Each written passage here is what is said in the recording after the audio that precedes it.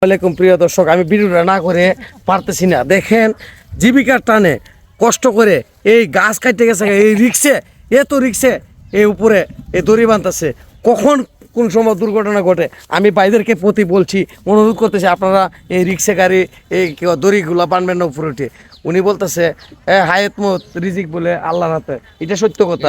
হ্যাঁ, এটা সত্য কথা, কিন্তু উনি এত রিক্সে এই যাওয়াটা কি নাম ওনার, ফজর আলী সাহেব, ইনি অত রিক্সে গিয়ে গাড়ি গাছে বায়া তুলতেছে। দেখেন আপনারা, সামান্য লাগিয়ে রয়েছে।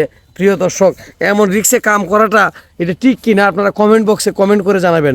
প্রিয় দর্শক, ওই লোকটা দেখেন কি সাহস নিয়ে, দুর্দান্ত সাহস নিয়ে কাজ করেছে।